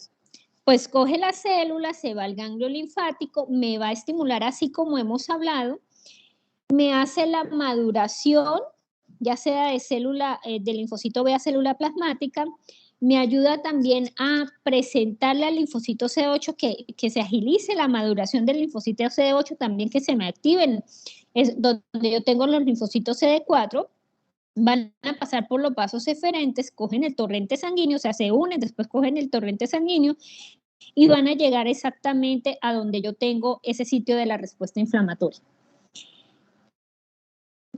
Aquí es donde yo les digo, y precisamente ayer hablábamos de ese tema con unos compañeros en medicina legal. ¿Qué pasa con las vacunas? En esta secuencia, ¿qué hace la vacuna? A ti te aplican un segmento y ¿qué pasaría esa vacuna cuando a ti te aplican ese segmento? ¿Qué hace ese segmento? Va a activar la respuesta inmune. Pero no la activa tan exageradamente como si tuviera la infección. Recuerden que las vacunas, independientemente del tipo de vacuna, porque es que hay vacunas que utilizan segmentos de virus completicos pero inactivos, hay otras que fragmentan los antígenos de la superficie y le presentan a uno un segmentico. Dependiendo de la vacuna, la idea es que tú le vas a presentar ese antígeno a la respuesta inflamatoria. Cuando tú lo pones esa molécula en el brazo, llega el macrófago porque es cerquita el sitio donde yo estoy puyando, llega la célula dendrítica también. Pero el problema es que como esa molécula que ustedes me están poniendo no tiene ni complejo mayor de histocompatibilidad tipo 1 ni tipo 2, o sea que ya mi sistema inmunológico empieza a detectarlo como anómalo. Como es anómalo, hacemos todo el proceso, fagocitosis, todo el proceso. Recuerden que apenas yo entro en contacto, mi respuesta inmunológica es rápida o es lenta. Cuando yo me pongo en contacto la primera vez. Rápida. Es lenta. Porque es nuevo. Exactamente, o sea, a pesar de ser rápida, porque estoy bien, es una respuesta lenta. Chicos, me esperan un momentico que me están llamando del colegio de mi hijo y no me vayan a desconectar la esa.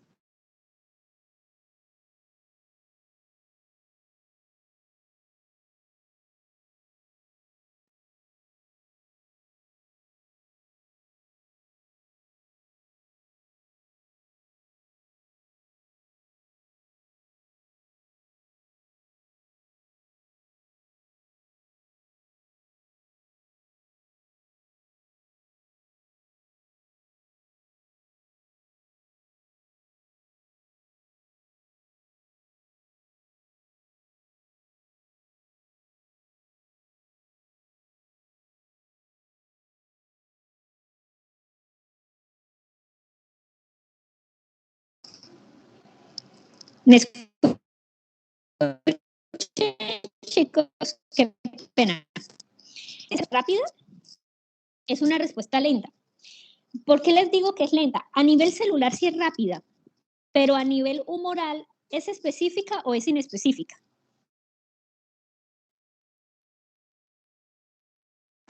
Es inespecífica al principio, pero luego va pasando por un proceso de refinamiento. Exactamente, entonces por eso les digo, es una respuesta rápida, pero la parte celular sí es rápida, porque recuerden que el CD8 no requiere pues tanta memoria en el sentido de que si él lo identifica como anómalo, de una vez va atacando. Pero el linfocito B sí requiere, primero produce una inmunoglobulina muy general para luego producir una inmunoglobulina un poquito más específica, y a medida que se va refinando esa exposición, hace que la inmunoglobulina sea mucho más específica, de tal manera que cuando yo me vuelva a exponer ahora sí al microorganismo como tal, no la vacuna, sino el microorganismo como tal, ya mi sistema inmunológico sabe cómo actuar, qué células tienen que ir, ya sabe qué tipo de inmunoglobulina exactamente producir, porque ya es una inmunoglobulina de memoria, y ya la capacidad de respuesta va a ser corriendo, o sea, mucho más rápida, que hace que por lo menos si es un proceso viral, la capacidad de visión celular de ese microorganismo que ingresa y se apodera de un material genético de una célula vaya a ser menor y se pueda detectar y la lesión sea menor. Pero hay un problema. Hay personas, no le pasa a todo el mundo, pero hay un pequeño porcentaje de personas que tienen una susceptibilidad a hacer enfermedades con las vacunas. Y eso es lo que nosotros hablamos a veces de hipersensibilidades, que vamos a ver un poquito más adelante. Que era lo que yo les decía, si yo tengo, por lo menos, si yo tengo riesgo de hacer, no sé si ustedes lo escucharon, pero con la vacuna del COVID decían que las personas que tenían alergias tenían que tener mucho cuidado a aplicarse la vacuna. ¿Por qué? Porque tiende, como las personas que sufrimos de reacción de hipersensibilidad, sobre todo a medicamentos, tenemos una hiperrespuesta a la exposición a ciertos antígenos. Entonces, esa hiperrespuesta puede hacer que solamente la postura de la vacuna genere una respuesta inflamatoria tan exagerada como si yo tuviera la infección. Pero no es culpa de la vacuna, no es culpa del médico ni de la enfermera de que quien lo tuvo. Si es una predisposición genética, pues de quién es la culpa. Predisposición genética. Exactamente. Ahí le chutamos a la genética, ¿no? Yo siempre lo he dicho, uno nunca hereda plata, uno hereda las varices, hereda las enfermedades cardíacas, hereda, pero plata ustedes no van a heredar, ¿oyeron? O sea, van a empezar a heredar todo lo que, cuando uno va creciendo, porque ustedes todavía son chiquitos, pero a medida que uno va creciendo y van apareciendo las enfermedades, uno dice, pero yo, ¿por qué tengo esto? Y cuando me siento y uno se sienta a mirar y a preguntarle a los papás, claro, porque ellos lo tienen, el abuelo lo tiene, la tía lo tiene, entonces ahí uno empieza a sumar y uno dice, definitivamente la herencia, lo que se hereda no se hurta, ahí salió marcado. Entonces, definir si yo lo voy a hacer o no lo voy a hacer es muy difícil. Y eso es una de las cosas que uno tiene que tener muy claro en las alteraciones de la respuesta inmunológica. Porque es que, por lo menos, si yo le pongo la vacuna al paciente que estamos hablando, para generar anticuerpos yo necesito desencadenar una respuesta inflamatoria, ¿cierto? Pero si el paciente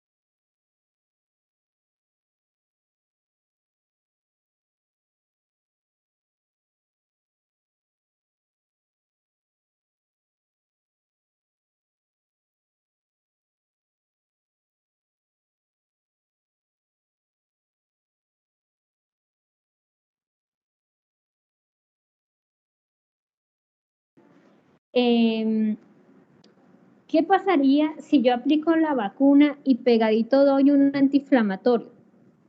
¿Cómo va a ser esa respuesta inmunológica? ¿Buena, regular o no tan buena?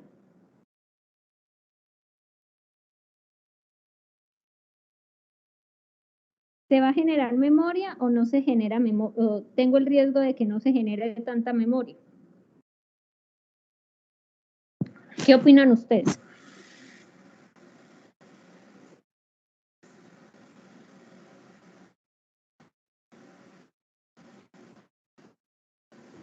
El riesgo es que no funcione. Allá. ¿Me escuchan? Les vuelvo a hacer la pregunta. ¿Será conveniente aplicar un antiinflamatorio o dar un antiinflamatorio en el momento en que yo voy a aplicar una vacuna? Profe, yo no creo. ¿Quién opina algo diferente? Por ahí ya me dijeron que no. ¿Hay alguien que opina que sí puede hacerlo o no lo puede hacer?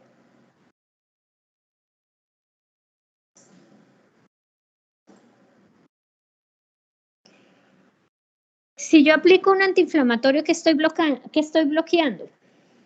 ¿O qué bloqueo cuando aplico un antiinflamatorio?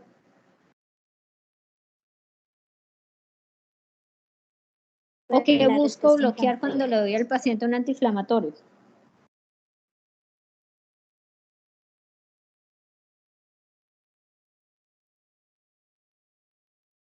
Con la activación de las células, de los polimorfonucleares, de las citocinas proinflamatorias, del factor de necrosis tumoral. Entonces, no, digamos que no tendríamos una respuesta a nivel celular. Por eso es que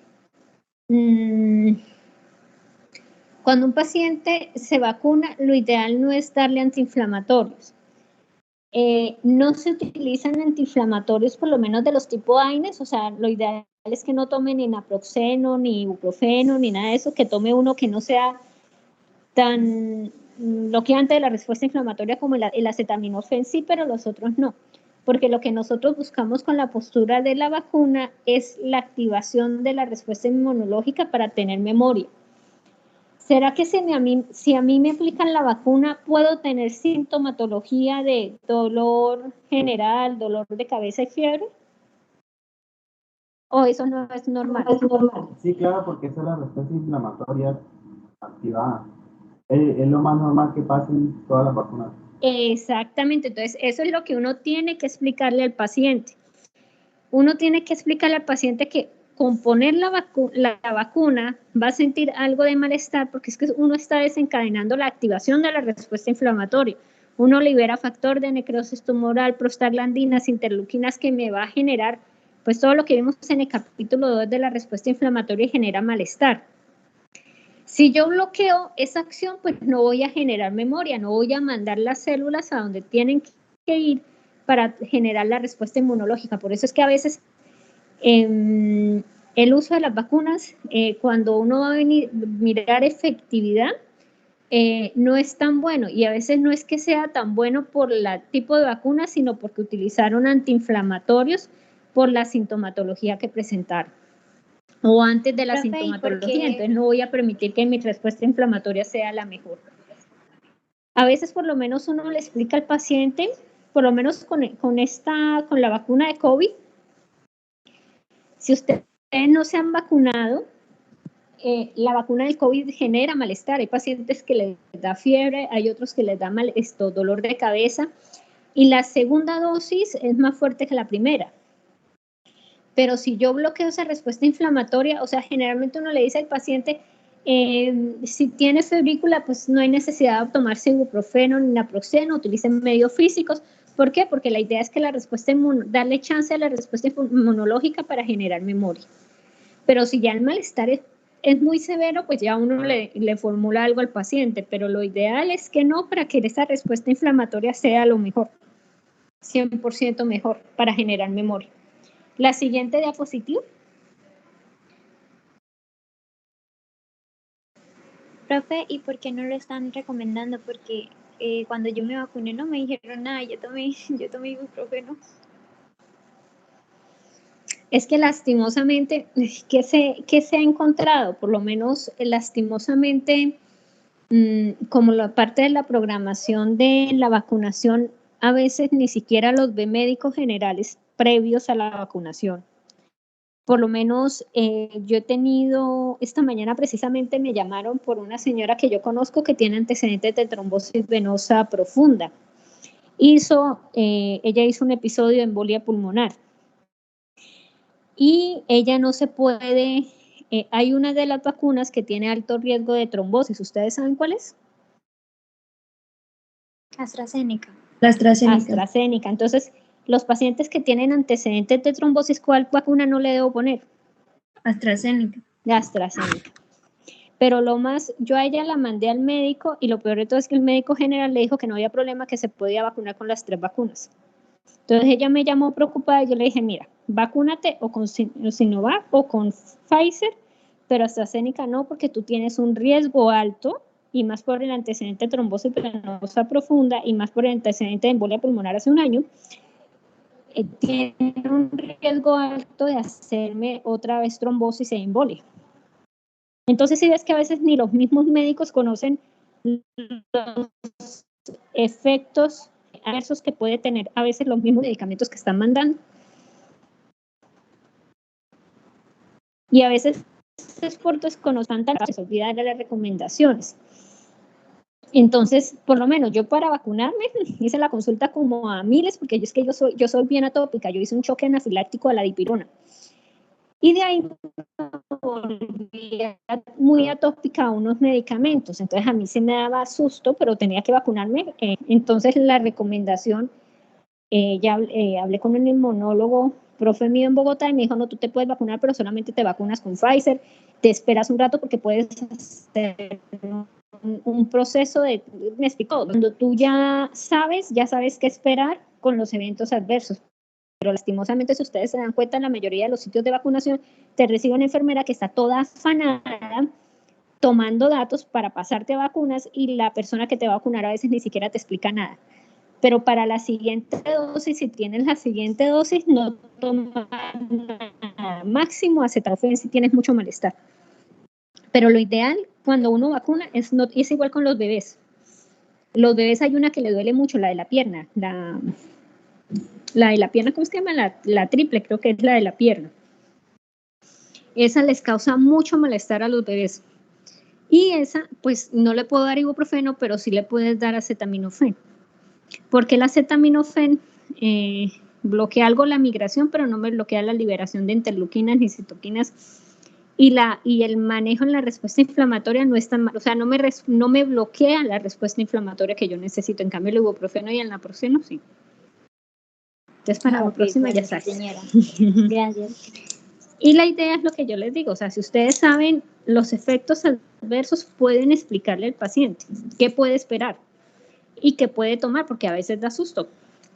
Sobre todo porque la segunda dosis, para los que no se han vacunado, si en la primera no les dio nada, la segunda a veces sí da más malestar. Entonces a veces uno se asusta, pero resulta que a veces es más el susto por las cosas externas que ustedes escuchan, más por lo que está pasando en el organismo, es como, entre comillas, como mínimo. Sino que es mucho más psicosis.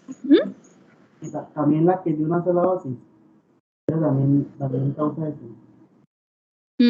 Exactamente. Bueno. Entonces,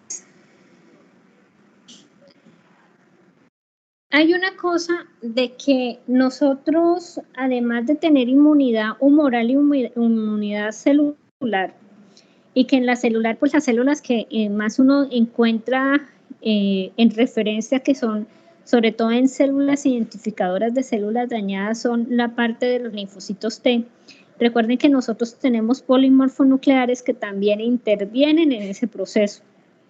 Entonces, el polimorfonuclear va a identificar el complejo mayor de histocompatibilidad que está en todas las células nucleadas. Uno, para identificar que es un linfocito. Dos, para identificar que por lo menos que es una célula endotelial.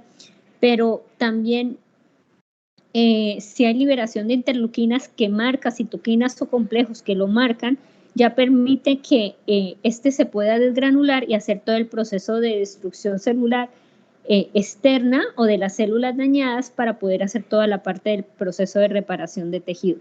¿Me regalas la siguiente diapositiva, por favor? En esta parte,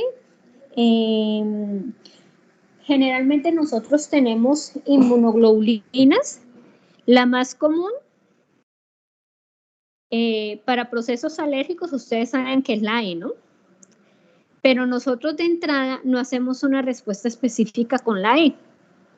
¿Cuál es la inmunoglobulina general? La que respondo igual la primera vez que me expongo.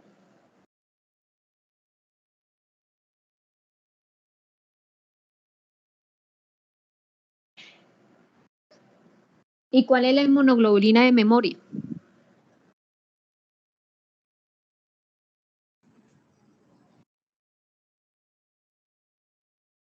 La inmunoglobulina G. ¿Y la G cuál es? ¿La de memoria o la general? La de memoria, profe. ¿Y la M? Es la general. ¿Qué ocurre?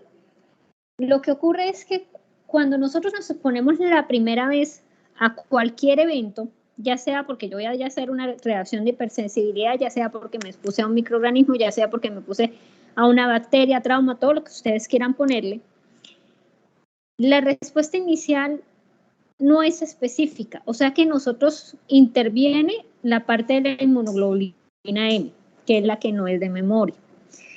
Si es por lo menos una reacción alérgica a un ácaro o a un medicamento,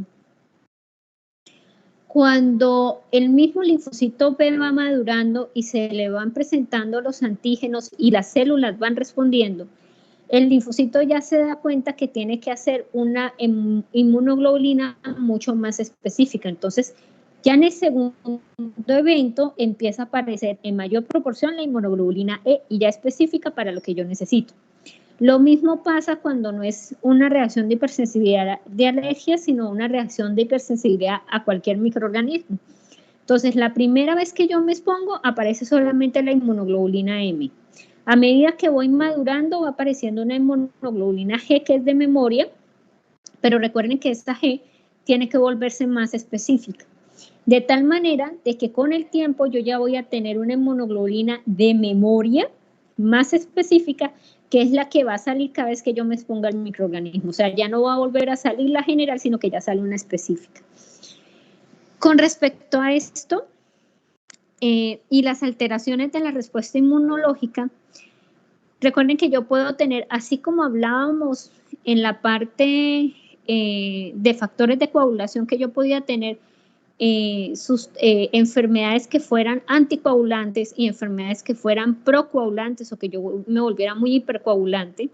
Aquí yo puedo tener enfermedades que me vuelven a mí inmunosuprimido o enfermedades que me vuelven a mí con una respuesta exagerada de la respuesta inflamatoria, que se llaman enfermedades de hipersensibilidad.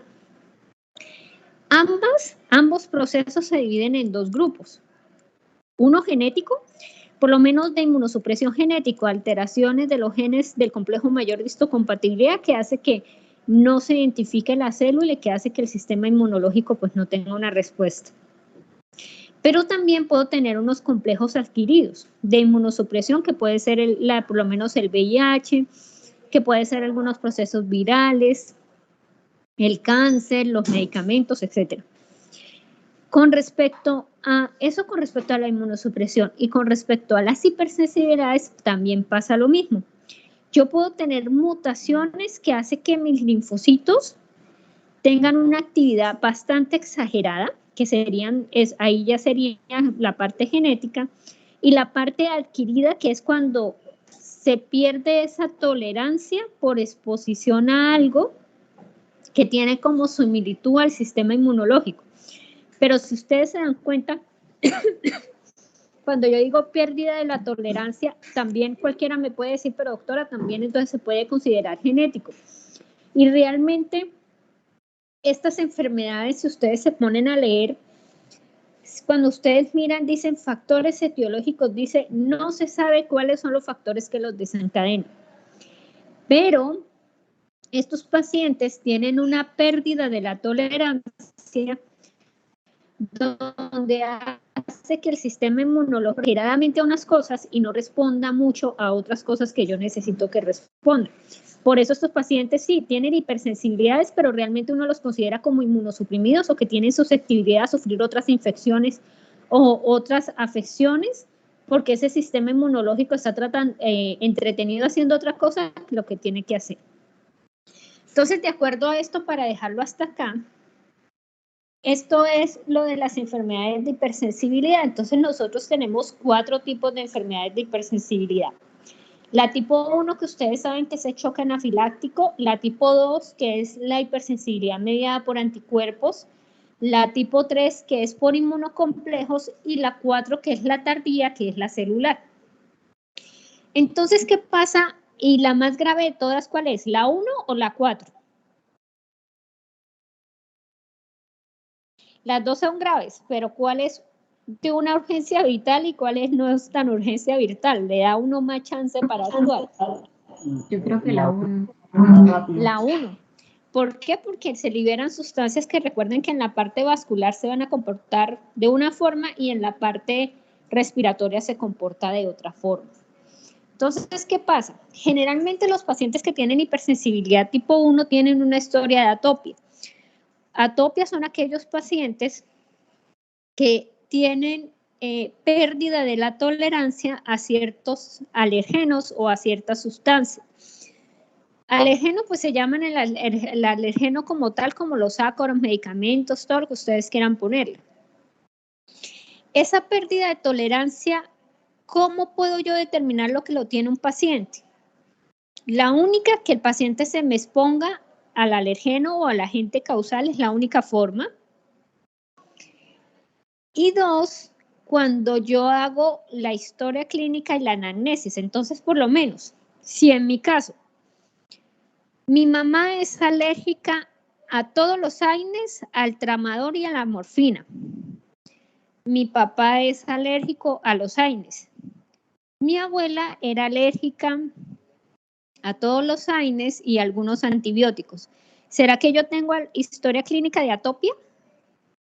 Sin necesidad de sin que ustedes supieran que yo hice un choque anafiláctico, ¿tengo historia de atopia o no tengo historia de atopia?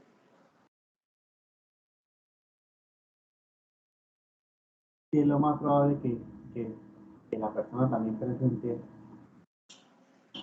Y como tengo historia de atopia, ¿será que en mi material genético por ahí puedo hacer algo de reacción anafiláctica?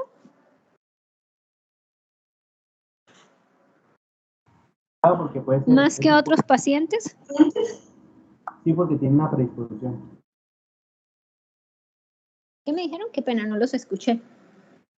Que el sonido está mal. Tiene una predisposición genética a desarrollar hipersensibilidad. Entonces,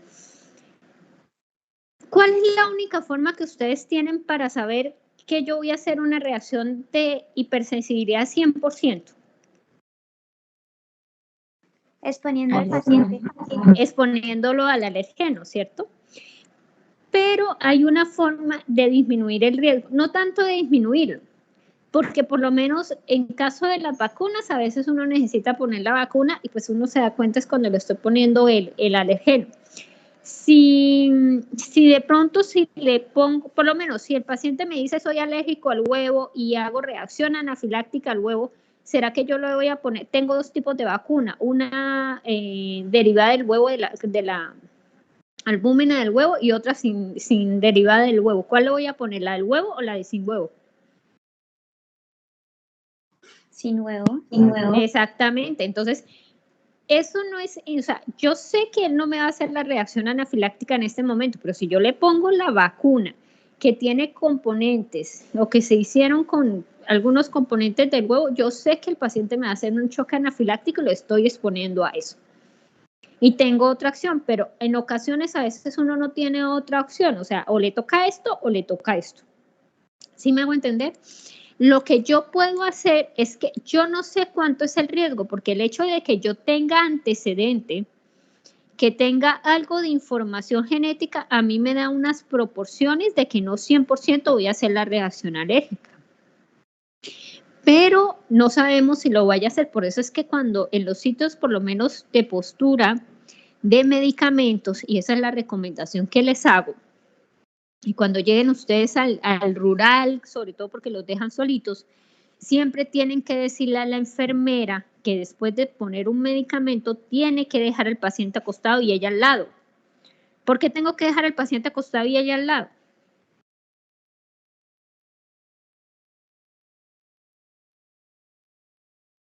Por si hace una reacción anafiláctica. Le pueda yo dar diagnóstico. Mire, hace como cuando existía Saluco existía, pónganle, yo llevo 10 años en medicina legal, 11 años este año, más o menos cuando yo llevaba como el segundo año en medicina legal, me tocó hacer una necropsia. ¿Qué pasó con esa necropsia? Fue un señor que llegó con un cuadro de dengue al servicio de urgencias. Lastimosamente, las enfermeras que están en el sitio de inyectología, a veces pareciera que no quisieran estar en el sitio de inyectología. Usted mismo va a urgencia, usted ni siquiera las encuentra, ni siquiera en el sitio de inyectología.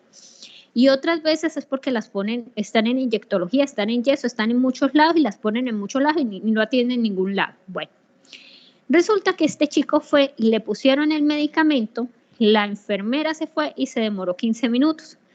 Cuando la enfermera llegó, ¿ustedes cómo creen que encontró al señor? Para yo haberle hecho la necropsia. ¿Cómo se encontró el señor? ¿Vivo o muerto? Muerto, profe. Muerto. Entonces, cuando llegaba la enfermera a los 15 minutos, yo creo que ni llevaba 15 minutos, como unos 10 minutos, lo encontraron muerto. Entonces, hicieron el levantamiento. Los chicos que hicieron el levantamiento de la policía le llamó la atención que él estaba todo rojo. El dengue da un rash cutáneo rojo.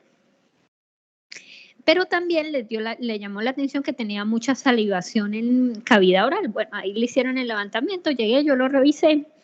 Cuando me puse a mirar, lo que me llamó la atención es que la enfermera le pone la inyección y hay un lapso como de 10 minutos que ella sale y después hace la nota de ingreso, encuentro paciente sin signos vitales, inicio de maniobras, activo el código azul, inicia maniobras de reanimación y el paciente no sabe. Cuando yo le hice la necropsia, qué bella sorpresa, encontré un choque anafiláctico, la laringe toda cerrada por el edema. Si la enfermera se hubiera dado cuenta que el paciente estaba haciendo un choque anafiláctico porque el paciente empieza a hacer dificultad respiratoria. Cuando yo hice el choque anafiláctico, a mí lo que me salvó fue la enfermera, porque es que a mí me pusieron la dipirona y yo tuve pérdida del estado de conciencia. Yo empecé a hacer dificultad respiratoria, pero no tan marcada. Como la enfermera estuvo ahí al lado y lo que le extrañó a la enfermera es que yo como que me desmayé y me llamaba y no respondía, ahí fue que ella se dio cuenta, me pusieron el saturador, se dieron cuenta que estaba saturando como 50, me sacaron y casi me intuban, les tocó ponerme de todo, atropinas, ondas y todo. Y lo que a mí me salvó fue que la enfermera estaba al lado mío. Si la enfermera se hubiera ido y llega a los 10 minutos, ¿qué hubiera pasado? Me encuentra a mí sin signos vitales. Entonces, eso es una recomendación. Por eso, en urgencias, el sitio de inyectología, si la enfermera va a estar, tiene que estar al lado del paciente o al menos dejar uno entrar un familiar para que el familiar esté pendiente, sobre todo cuando uno pone algunos medicamentos, porque hay medicamentos que uno puede ser reacción anafiláctica y yo, por lo menos, yo no era alérgica a la dipirona y resulté siendo alérgica a la dipirona. Y a mí me habían puesto dipirona como, eso fue como 2 meses después del parto que yo tuve constante, me habían puesto dipirona y yo nunca había hecho ras cutáneo ni nada. Entonces, una de las cosas es que uno tiene que estar pendiente del paciente, sobre todo cuando pone medicamentos y más porque si yo pongo el medicamento intravenoso, el alergeno lo estoy poniendo, o sea, no tiene que pasar tantas barreras, lo estoy poniendo directamente en sangre, donde la respuesta va a ser mucho más exagerada que si tuviera que romper la barrera del epitelio, hacer toda la activación de la respuesta, porque aquí yo lo estoy poniendo directamente. Esa respuesta de hipersensibilidad tenemos una enfermedad que ustedes la encuentran ahí como en la parte aguda, pero también se habla de esa enfermedad en la parte crónica, que es el asma. Esa respuesta de asma, recuerden que yo lo puedo hacer por olores, por ácaros, por polvos, por muchas partículas. Y esa respuesta inflamatoria, a ver si se acuerdan. Ese alergeno, recuerden que son sustancias y partículas muy pequeñas que pasan los cilios, o sea que me va a llegar al bronquio respiratorio. Si llega al bronquio respiratorio, dentro del epitelio, yo voy a tener una célula dendrítica, ¿cierto? Mi célula dendrítica reconoce el alergeno. Mi célula dendrítica se activa y llama al macrófago. El macrófago llega al epitelio, fagocita el alergeno, pero recuerden que el mismo macrófago interviene en la respuesta inflamatoria, libera interleuquinas y citoquinas y todo lo que ustedes quieran ponerle.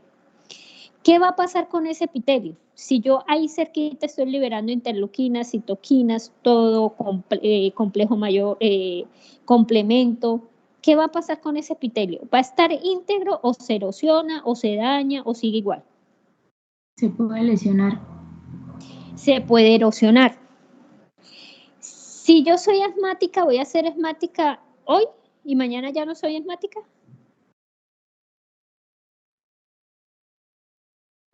No, el asma es permanente.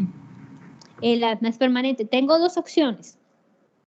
Ser asmática de chiquita y cuando llega a los 14 años quitarme el asma, que le pasa a muchos pacientes, y eso es por maduración de la parte respiratoria, o puedo yo ser asmática toda la vida, o como me pasa a mí, que yo me volví asmática después de vieja por exposición al formol. Si yo hago, estos niños no hacen el episodio una vez al año, estos niños hacen el episodio a veces una vez, 2 veces al mes o 3 veces al mes. Si yo le pongo ese proceso al epitelio constantemente, ¿qué va a pasar con ese epitelio? Si se erosiona, vuelve otra vez y aparece el epitelio del árbol respiratorio, vuelve otra vez y se me desencadena porque se tuvo contacto con un alergeno, volvió a erosionar. Metaplasia. Metaplasia. Entonces voy a tener metaplasia escamosa, ¿cierto? Pero resulta que cuando usted se erosiona, hay un mecanismo de defensa. Ese mecanismo de defensa en el árbol respiratorio es producir ¿qué? Supuestamente que le ayuda a uno a protegerse, supuestamente, ¿no? ¿El moco? El moco. Entonces, usted tiene metaplasia en el epitelio, pero en la lámina propia donde yo tengo las glándulas, voy a tener factores de crecimiento que van a inducir que yo empiece a producir más moco. Cuando yo produzco más moco, ¿qué cambio de adaptación voy a tener en esas glándulas de la submucosa ahí pegaditas en el bronquio respiratorio primario? Hiperplasia. Hiperplasia. Entonces voy a tener metaplasia e hiperplasia. El moco que produce el paciente, como es tan viscoso, puede hacer unos tapones de moco, ¿no? Como pierdo el epitelio, esos tapones de moco se me van a quedar. ¿Qué le toca hacer al bronquio para poder sacar ese moco? Le toca hacer hipertrofia del músculo liso. Hipertrofia del músculo liso. Y si yo hago hipertrofia del músculo liso, ¿qué le pasa a la luz de ese bronquio? ¿Se va a aumentar o se va a disminuir?